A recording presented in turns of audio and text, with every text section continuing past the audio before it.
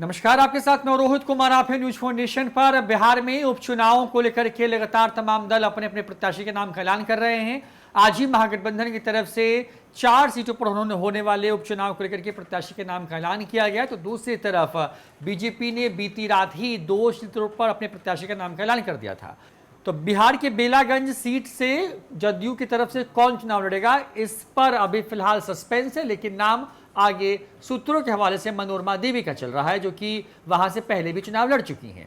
ऐसे में अब एक सीट बच जाती है एनडीए के खाते में। वो सीट थी इमामगंज, जो कि जीतन राम मांझी के सांसद बनने की वजह से खाली हुई। बिहार के गया जिले में पड़ने वाली इस सीट पर जीतन राम मांझी ने पिछले 2 बार शानदार जीत हासिल की। 2015 और फिर 20 के विधानसभा चुनाव में मांझी यहां से जीत करके आए, और इसके पहले यहां से उदय नारायण चौधरी चुनाव जीतते आए हैं। इस बार जीतन राम मांझी ने अपने परिवार के ही एक सदस्य को टिकट देने का मन बनाया था, लेकिन धर्म संकट इस बात का था कि बहू या फिर बेटे को चुनावी मैदान में उतारा जाए। तो इस बार जीतन राम मांझी, संतोष सुमन समेत जो तमाम जीतन राम मांझी की पार्टी के बड़े नेता हैं, उनकी मीटिंग के बाद यह तय हुआ कि संतोष सुमन, जो कि बिहार सरकार में मंत्री हैं, एमएलसी हैं फिलहाल, उनकी पत्नी जो हैं इस सीट से चुनाव लड़ेंगी, यानी कि दीपा मांझी इस सीट से प्रत्याशी बनाई गई हैं। बड़ी बात यह कि दीपा मांझी अचानक से तब सुर्खियों में आई थी जब रोहिणी आचार्य नीतीश कुमार के ऊपर जो है लगातार हमला बोल रही थी। जीतन राम मांझी की जो बहू है वो अचानक से अपने एक्स हैंडल पर सामने आई थी, और उसके बाद उन्होंने रोहिणी आचार्य के ऊपर धड़ाधड़ जो है वो हमले किए थे।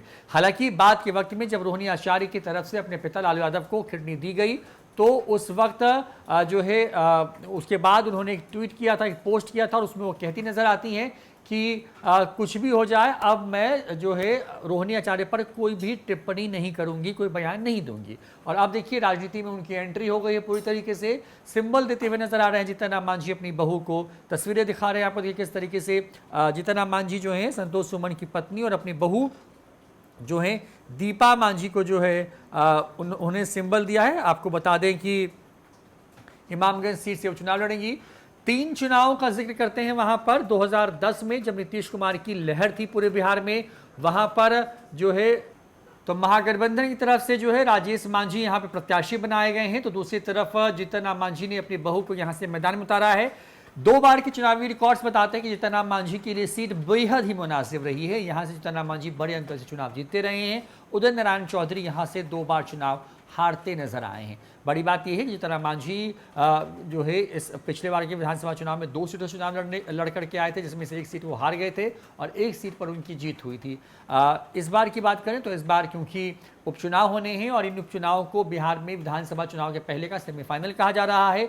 4 सीटें हैं, जिसमें इमामगंज, बेलागंज, तरारी के साथ साथ रामगढ़ शामिल है। लगभग तमाम जो दल हैं उनकी तरफ से प्रत्याशी के नामों का ऐलान कर दिया गया है। सिर्फ और सिर्फ बेलागंज पर आधिकारिक तौर पर जदयू की तरफ से अभी तक नाम का ऐलान नहीं हुआ है। फिलहाल इतना ही। देखते ही न्यूज़ फाउंडेशन। नमस्कार।